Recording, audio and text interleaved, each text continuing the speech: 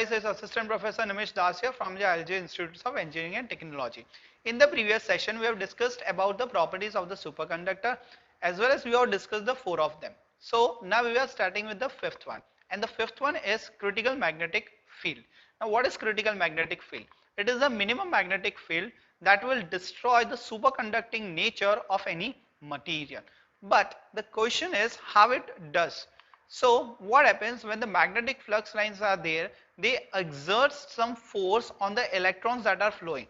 So when the electrons are flowing in its definite path, okay, what happens, this exerted force gets it out of the path, and as it get out of the path, what happens, we know that that would be the clash. As clash is there, resistance would be there, in the terms of the energy is lost in the form of heat. So this is the reason when the critical magnetic field exceeds, the superconductivity is lost. This you can see in this video, in which slowly and gradually we are increasing the voltage. With respect to that, you can see that the current, so now the current that is actually going to increase slowly and gradually. Along with that, the magnetic flux line density is also increasing, and now at after certain point it will penetrate through the superconductor, and as it penetrates, this was the hinge where the critical magnetic field has now destroyed. Okay, so as it has exceeded the critical magnetic field, now the superconductivity is destroyed. So after that we will get the formulation of it. In that, the Hc, that is the critical magnetic field, is a function of the temperature, and the full formula of it is Hc equals to Hc naught into bracket 1 minus T by Tc the whole square. In that we can say that Hc is our critical magnetic field, Hc naught is our critical magnetic field at 0 Kelvin, and Tc is our critical temperature. So these are all the notation of it. So next parameter is now going to declare. So now what is happening out there? So first it was decided that the critical temperature will decide whether it is a superconductor or not.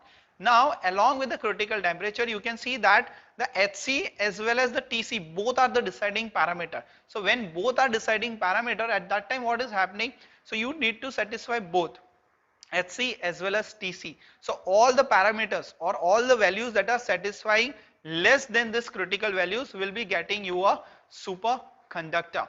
See, and after that if it exceeds, it will be a normal conductor. So this will happen in the condition when we satisfy Hc and Tc for superconductor. So now the next parameter, that would be of your critical current density. So when you are discussing the critical current density, what is current density? It is the amount of the current that flows per unit area. Okay, so you can say that it is the maximum current flowing per unit area in any circuit, or you can say that it is the maximum current per unit area that is permitted to flow through the superconductor is your critical current density. If it exceeds, again the superconductivity would be lost. So that is stated that if the value of current density exceeds your critical current density, your superconductivity will be disappearing or it would be getting lost. So that same thing we can consider here also. We are switching on the supply, okay, and because of that slowly and gradually the voltage increases, and as we are increasing the voltage, what will happen, the amount of the current increases, but the area we have fixed it. So when the area is fixed, what happens, comparatively the electrons becomes more dense in that particular area while they are flowing. So there would be, obviously when the space is less, there is the full possibility of getting dash with each other, and when they are getting a dash, the rest story we know that because of that heat is energy is converted into the heat, and because of that resistance increases, and because the resistance is increasing, what will happen, superconductivity is lost. So this what will happen if we are not satisfying the critical current density. Now when we are going with the formulas of it, in that we are getting IC. Now IC is also important parameter, that is your critical current. So IC is equal to 2 pi R HC.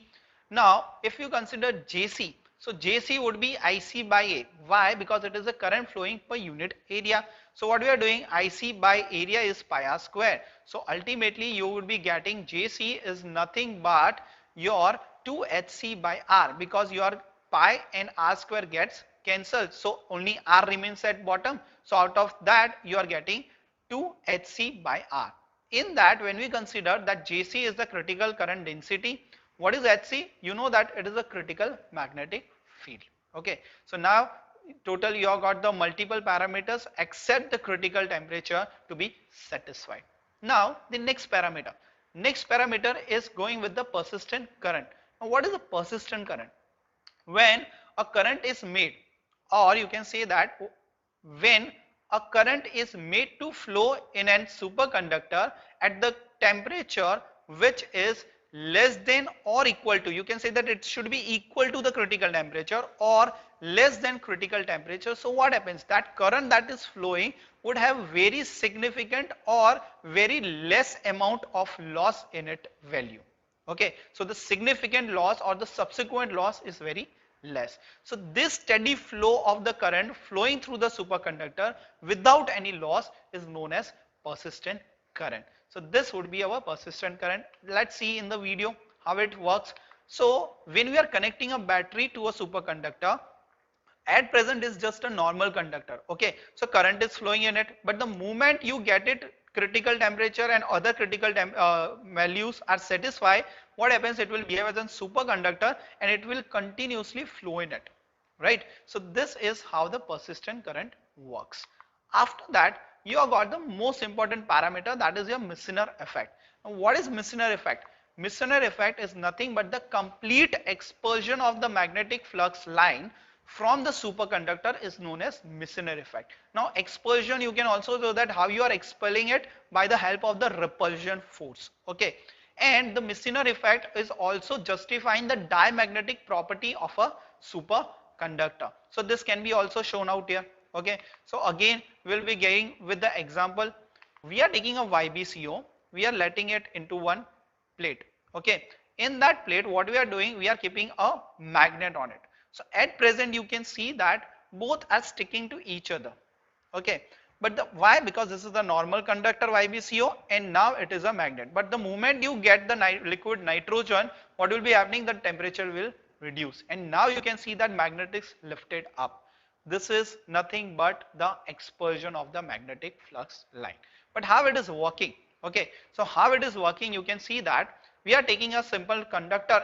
How we are justifying that it is a conductor? You can see that in that condition the temperature is greater than critical temperature and magnetic field is greater than critical magnetic field. So the magnetic field lines are getting through it. Okay, and hence the flux density is not equal to 0. That is the only reason both were sticking to each other. Okay, but the moment you got the liquid nitrogen, what happened? It undergo through the repulsion force, and because of the repulsion force the magnetic flux line gets in surrounding with it, it is not penetrating through it. So here the magnetic flux density becomes 0. Okay, and we have got also the proof for the same. We have studied a basic formula that was B equals to mu 0 into bracket m plus h, where B stands for the magnetic flux density, mu is nothing but your absolute permeability, m is your overall magnetization, and h is the applied magnetic field. But when we are taking a superconductor, at that position B equals to 0. So entire formula would be now is equal to 0 equal to mu 0 into bracket m plus h. But what is mu 0? It cannot be any time of a point of time, it can be 0. So we are neglecting that term and we will be getting that m plus h equals to 0. In that, when we are replacing that, now what is the repulsion or replacement of it? What is the replacement of it? The replacement is chi-m. Now let's understand what is chi-m. Chi-m is nothing but the susceptibility, and susceptibility is equal to the magnetic flux lines allowed through any material. So we are getting the ratio that is nothing but m by h. So here you can derive that m upon h equals to minus 1. Okay, so when you are getting that minus 1, so you can also say that chi-m equals to minus 1. And this signifies the diamagnetic property. Why? Because it would be ideal one. That means it allows all the magnetic flux line passing through it. Okay, but if it is minus 1, that means it doesn't allow a single line to penetrate through it. So hence this Meissner effect will be justifying the diamagnetic property of the superconductor. So this was all about the properties. Now to wrap up, we will get the most important parameters of the superconductor that will justify that why any material would be a superconductor. Okay, so we can say that there are the basically three factors all out. Okay, so all about the three factors. The first that we studied was critical temperature. After that we studied the critical magnetic field, and the last was the critical current density as well as the critical current. Now what would be the change in that? So you can see that when we are taking a graph, okay, and we are plotting all the points, at that point the first would be of your critical temperature, done. After that it would be your critical current, okay, and after that critical current it is your critical magnetic field. So if all these points